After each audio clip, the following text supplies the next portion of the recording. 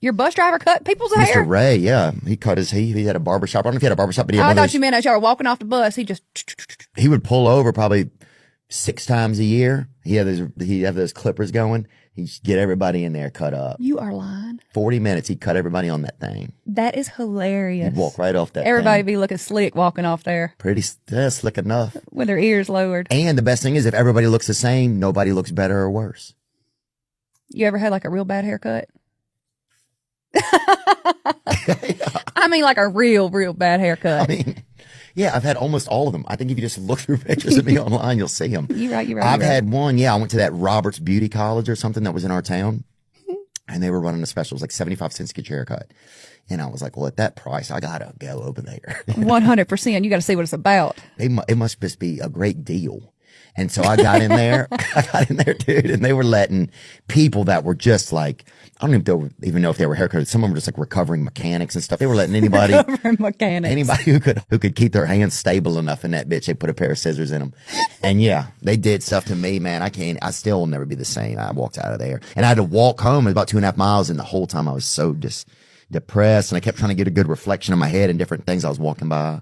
Dude, a bad haircut, like a real bad haircut, can be painful. Well, especially as a man, because it's like as a man, you're not going to grow breasts or you can't wear lipstick. So like you were down 0-2 in your chances of. That's right. And then you just got to wait for it to grow back. Yeah. So you have one item going on. Maybe you can do eye drops, but otherwise it is a haircut. It is a haircut. Duck dyed his hair bleach blonde as a joke.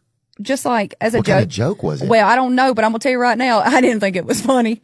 I didn't think it was funny. I said, you better sleep with a ball cap on until that thing grows out. Now it's starting to look like frosted tips. Really? We'll take him down to damn Panama City and let him make a little bit of money. That's where he did it. Nuh-uh. As a joke, we were playing Panama City, and my mama and his mama, and he had this bright idea. And they all got it done? No, they just did. Did you see that thing with the mayor of New York? No. Oh, dude. Look at the jewelry box. A jewelry box of this nature, maybe a simple jewelry box, but if you look through it closely, you don't know what your child may be hiding. For instance, a gun. Look at picture frames and behind them, cameras. Try to determine what's taking place. Behind a picture frame, you can find bullets. You should always, when your child This is a video game. That's where you find bullets in video games. Something simple as a crack pipe. Something simple as a baby. This is like Black Clue. It's crazy. Look under that Nintendo Switch. Oh, what's that? Bam. It's a 12 gauge and some Tramadol now and laters. The khakis are so nice in that video. Khakis in a blazer, there could be bullets in there. Oh, you think that's a stuffed Ludacris doll? But open up its back and boom, what do you got? A butt balloon of crystal and a couple of Narcan chewables. I was born with a rare body style. When I was born, some of the doctors said I had the rib cage of a large cat. And some of the doctors said I had the heart of a lesbian. And when I was young, they had a mystic in our town. And this lady, she could read ribs. And she read mine for about 40 minutes, like it was a dang Agatha Christie novel. But I had that unique body type, that rare type. I'm 88% torso, I'm like a dolphin that got its shit together and has legs and arms. I'm built like a gingerbread man. My arms are medium lengthers. That close proximity bad boy. I'm built like a French bulldog, A lot of chest and shoulders and chest. And I'm strapping, but I'm that gingerbread bad boy. That oven-baked treat. And I am here.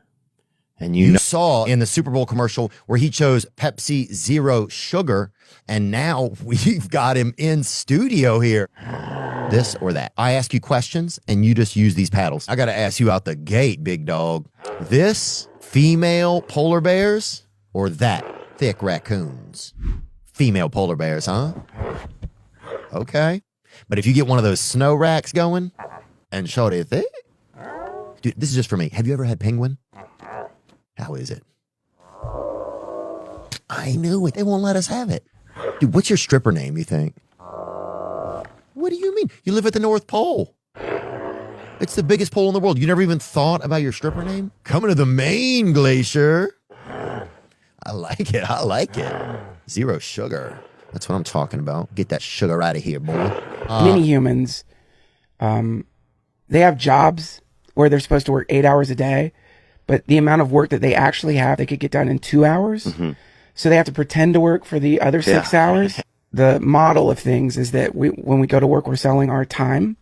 So like, as I go to work, I'm selling you 8 hours of time. Correct. Which means I'm your slave for 8 hours, essentially. Within that 8 hours, if there's downtime, the employer feels like he's getting ripped off. Right. So she's like, no, you can't just sit and look at the internet, even though there's nothing to do. Yeah. And so you get punished for efficiency. If you can finish your job in 2 hours, you're going to either lose 6 hours of pay because you go home. Right. Or you're going to get chastised because you're sitting around for the other 6 hours.